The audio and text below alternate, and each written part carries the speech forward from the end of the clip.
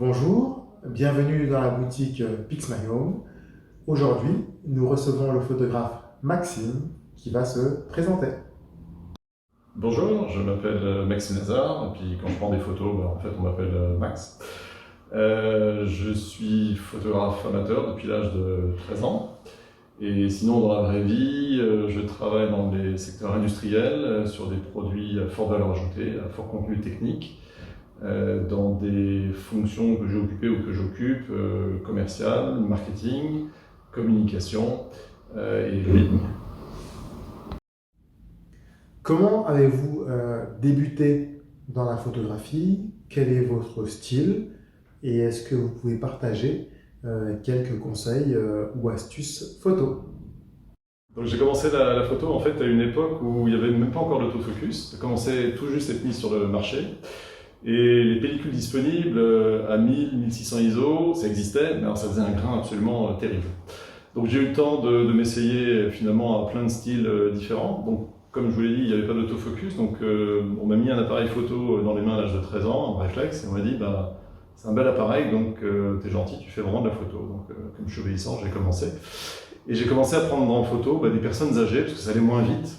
Et donc, quand on n'a pas d'autofocus, c'est vachement pratique pour faire des scènes de vie qui ne soient pas trop floues.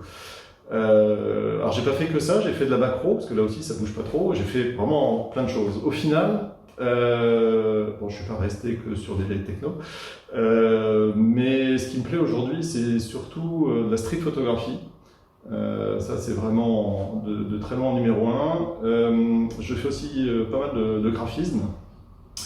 Je fais des reportages, je fais du portrait, je fais aussi évidemment des paysages, et puis de temps en temps, je fais des photos de produits.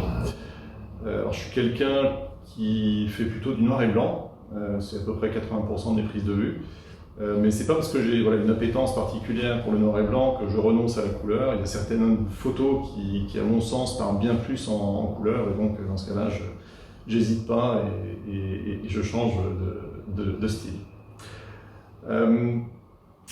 Avec mon expérience, et voilà, si je peux un peu partager, moi j'en arrive à la conclusion qu'il y a deux choses absolument essentielles dans la photographie.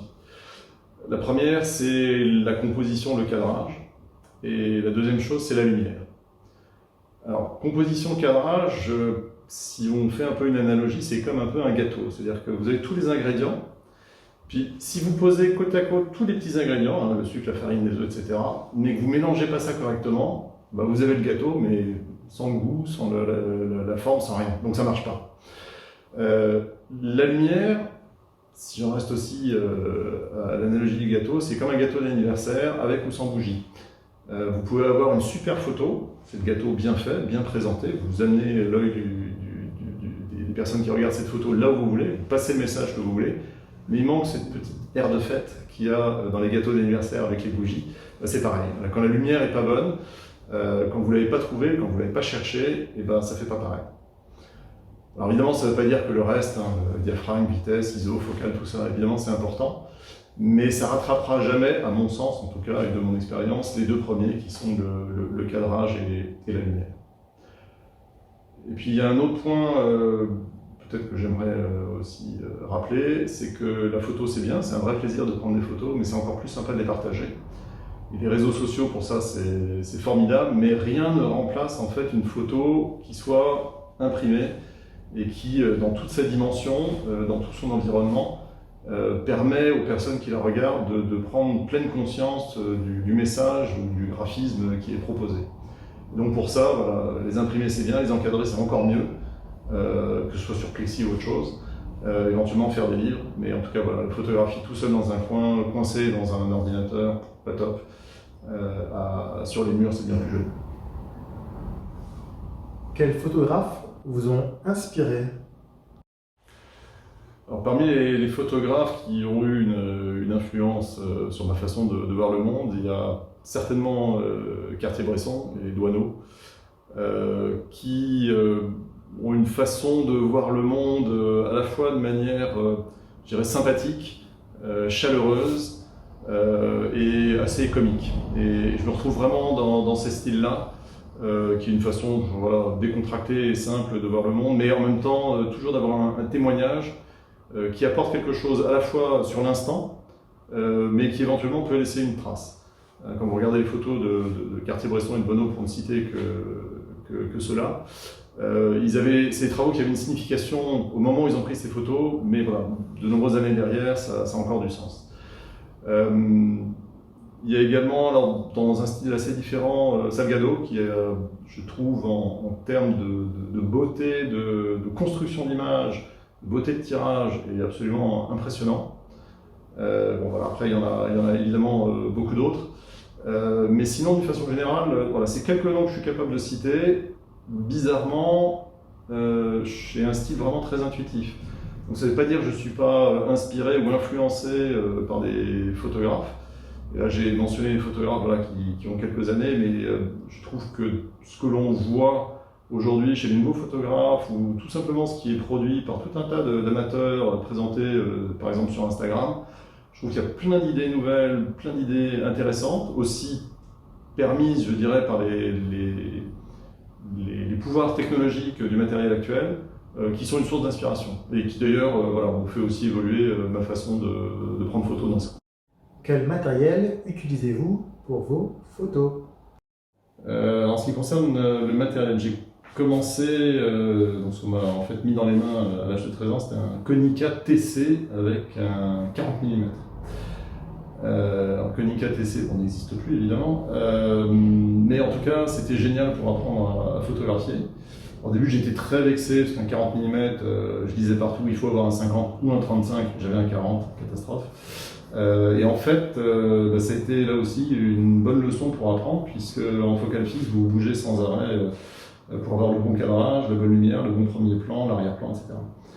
Bon, je vous passe toutes les années. J'ai été très longtemps avec du matériel Nikon, jusqu'à avoir un F90X, et puis là j'avais pas mal de focales, j'avais un 24, j'avais un 50, un 80, un 180, un doubleur, un flash.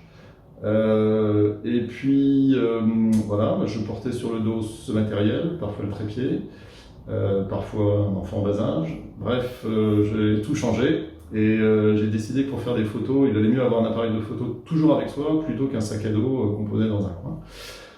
Et donc aujourd'hui, je suis sur un matériel Leica M. J'ai seulement 2 focales fixes.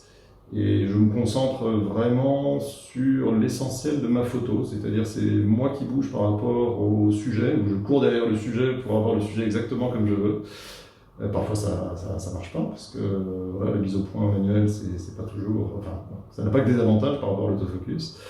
Mais comme je fais peu de photos de sport et pas du tout de macro, ça j'ai complètement mis de côté.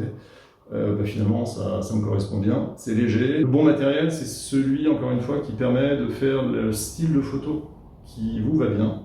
Et c'est surtout l'appareil qu'on a toujours avec soi. Donc réflexe ou pas réflexe, des focales ou pas de focales, c'est pas tellement important. Et j'en reviens à ce que je pense vraiment intimement, ce qui prime, c'est le cadrage et la lumière, le reste, c'est presque secondaire. Quelles sont les particularités ou le style de vos photographies? Alors, je pense ce qui caractérise la plupart de mes photos, c'est leur sincérité. Souvent, beaucoup de personnes me disent, et aussi des personnes que je connais pas, on va dire que c'est à peu près objectif, me disent qu'il y a une vraie sincérité et donc une vraie émotion qui ressort des photos parce que c'est pris sans phare sur le vif pour l'essentiel. Et c'est vrai que j'adore composer mes photos, elles sont très structurées. Généralement, j'essaie de les avoir avec la bonne lumière, mais surtout les personnes ou les lieux ou les sujets sont tels qu'ils sont réellement. Et donc voilà, si moi j'ai une émotion en prenant cette photo, il y a toujours une raison pour moi pour déclencher, et bien apparemment j'arrive à transmettre ça. Voilà. C'est, je pense, le point principal qui caractérise mes photos. Après, par exemple, quand je fais des portraits, le retour que me donnent les personnes que j'ai pu prendre en photo, c'est qu'elles s'y retrouvent. Elles ont le sentiment de retrouver leur caractère, leur personnalité, Même si parfois, alors là, genre un portrait, il faut diriger les sujets, bien évidemment. Donc parfois, je leur fais faire des choses qui sortent un peu de leur cadre naturel. Mais voilà, toujours si elles acceptent, je pense que c'est l'un des points clés. Est-ce que vous pourriez partager une anecdote ou un contexte particulier portant sur l'une de vos photographies ou un ensemble de vos photographies?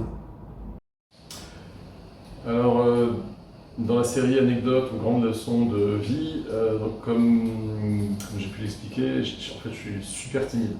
Donc quand j'ai commencé la photo, c'est vrai que je prenais beaucoup de photos de personnes, parce que c'est ce qui m'intéressait, des gens, mais de dos, et donc souvent des personnes âgées qui avançaient pas vite. Mais voilà, j'ai grandi entre-temps, je suis toujours timide, mais un peu moins.